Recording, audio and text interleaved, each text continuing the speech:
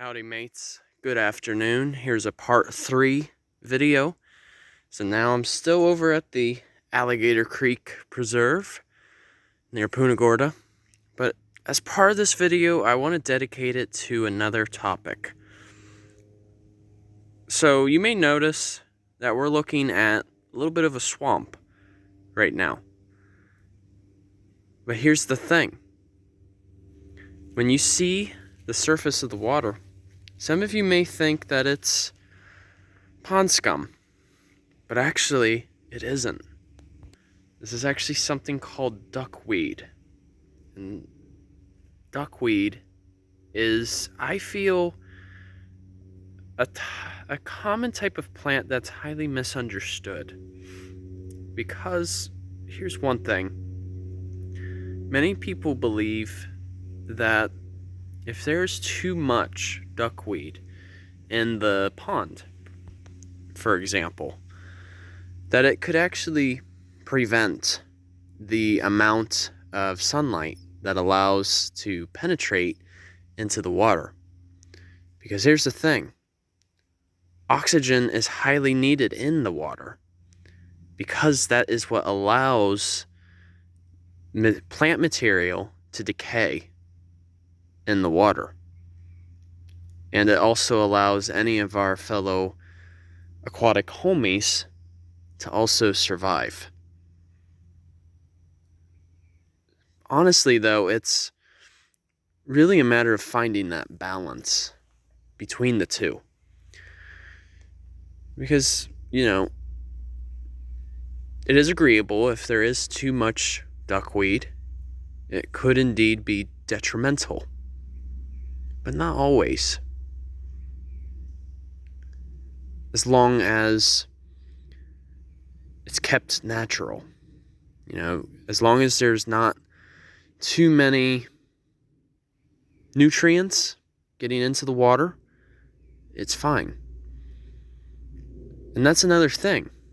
Duckweed actually can act as a filter in the water, since it requires particular nutrients to survive.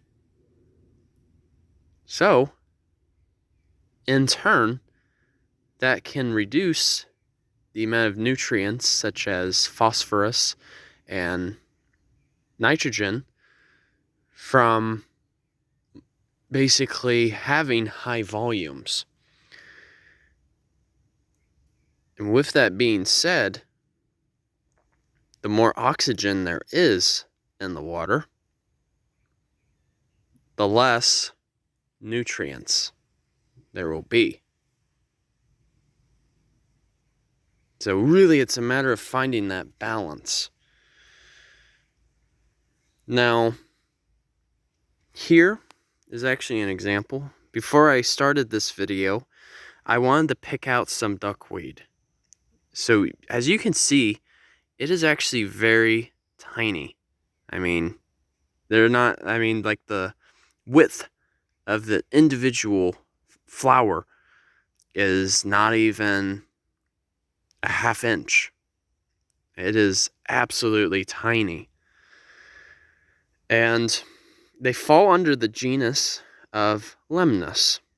Now, specifically, I believe this is Lemnos obscura, because oftentimes the underside of this species of duckweed is red.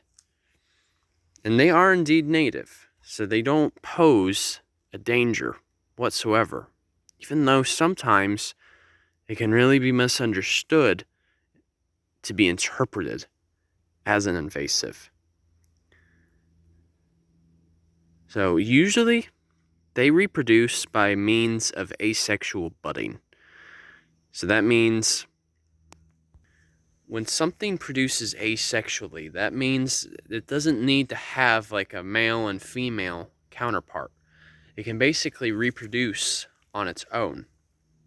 So they produce their own buds, which then allows it to reproduce on its own. And each individual small duckweed has its own little I wish this phone could zoom in. Each duckweed has its own small root that allows it to collect nutrients and even oxygen too. Now, here's where it actually gets even better. Duckweed has actually been found to act as a potential cash crop because duckweed actually produces almost the equivalent, if not more, protein than our common crops, such as soybeans. So what I'm trying to say is duckweed can actually be a great food source for humans and even our wildlife. And, especially having access to food right now is crucial because, during this time of the 21st century, our population is still increasing. So, whatever alternatives there are should be embraced, in my opinion. But yeah.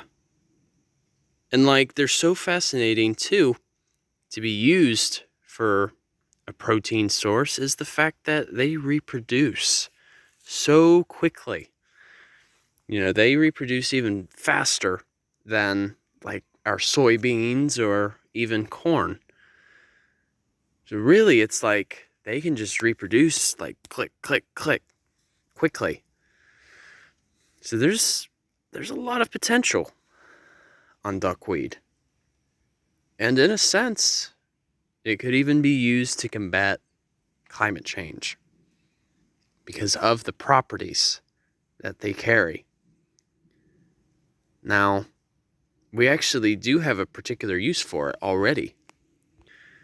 In a lot of our snacks and whatnot, we actually have a particular protein called Lintine, or it's Lintine. I think it's Lintine. I'm not good with pronunciation, by the way. But this Lintine, or powder, it's a type of powder, it's derived directly from duckweed in general. So, in a sense, we already use it. But there are so many other ways that we can use it.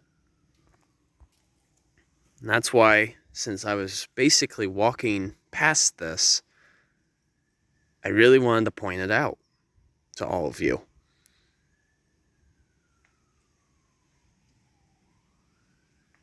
So it even is a competitor with our cash crops. So even I was reading a bit on researchers from Rutgers University, and to this day, they're still trying to basically grasp and control the ways of how duckweed can grow efficiently. So it really shouldn't be viewed as a noxious weed. Rather, it should be reviewed as a potential solution to some of the problems that we face when it comes to food availability and even climate change. So, all right, you guys.